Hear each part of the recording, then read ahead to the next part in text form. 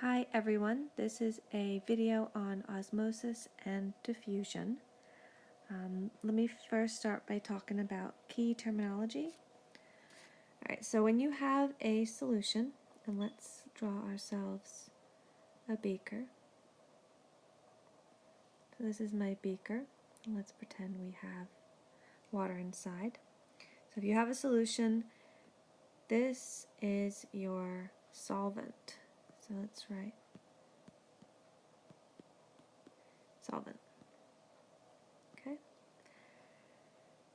When you add something, either organic or inorganic, you're going to dissolve something into it. Let's say a sugar cube or something. This here, this is going to be your solute. So don't get those two confused. Now a cell is made up of a semi-permeable membrane. So let's draw this as a cell.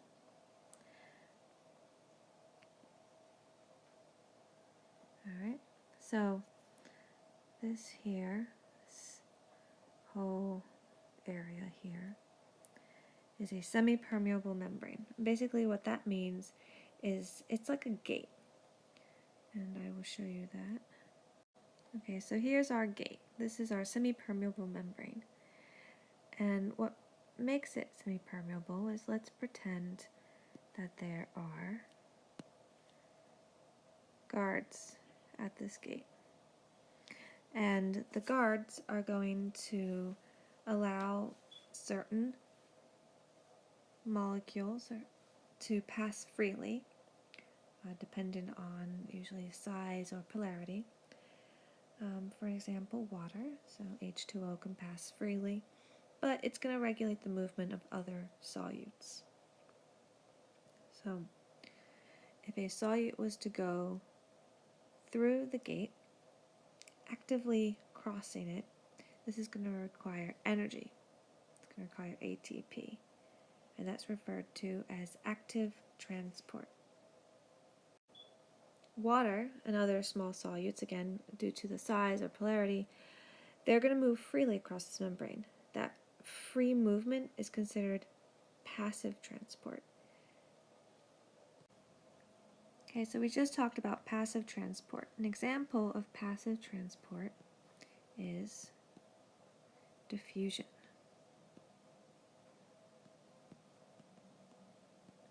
And diffusion is where you have molecules go from an area of high concentration to an area of low concentration until they balance each other out.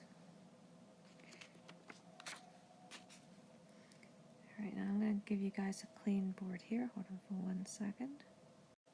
Okay, so clear board. Something else that you've heard, osmosis. So let's talk a little bit about osmosis and how that's different than diffusion, because a lot of times this gets confused. So with osmosis, you have molecules, and let's draw a beaker. Okay. So this is going to happen in a solvent, and let's pretend that we have a semi-permeable membrane, and we've got some solutes in here. Alright, and the solutes are going to try to go from high to low, so that would be diffusion. But what if those solutes are too big? They can't leave. Instead, outside of here, we have water. Water is going to go from an area of low concentration to an area of high concentration, so that then you will equal the amount of water between the two different areas. that is osmosis. Along those lines, there are three really important terms: hypertonic, hypotonic, and isotonic. Let's talk about hypertonic. All right. Oops. Come here. All right. Hypertonic. If something is hypertonic, that means that the concentration is greater than. So let's remember let's pretend that inside this dialysis tubing here, let's say it's sucrose. The concentration of sucrose is much higher inside the little bag than it is outside. And so this would be hypertonic. Hypotonic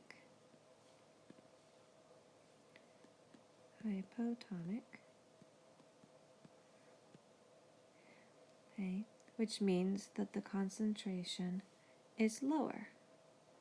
So this would be hypotonic. Isotonic just means that there are two solutions that are in equilibrium. So you're not going to have molecules going from one area to another at a fast rate because it's equal in between. So let's say the amount of sucrose inside the bag equals the amount of sucrose outside the bag. That'd be isotonic. Net flow. Think of net flow would be equal.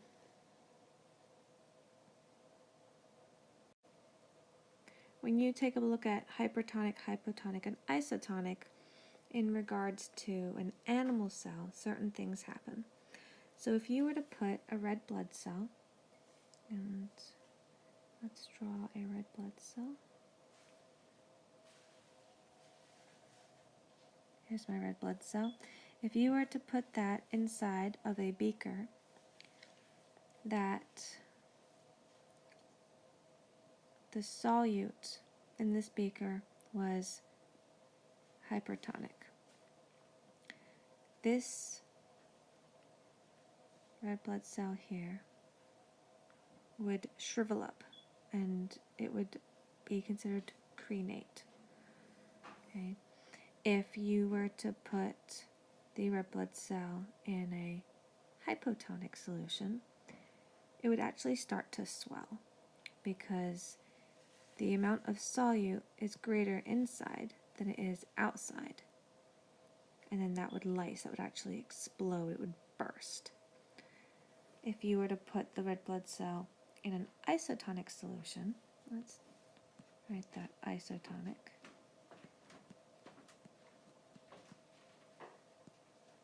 If it was in an isotonic solution, it would neither crenate or lyse. It would actually be in a very stable environment, and this is what happens when you go into a hospital and they give you IV fluids.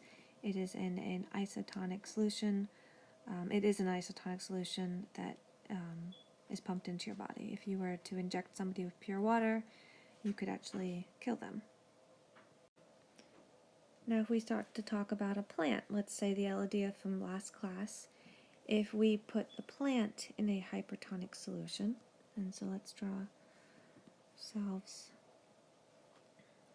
a plant cell, and let's pretend that these are the chloroplasts, and we have our vacuole here.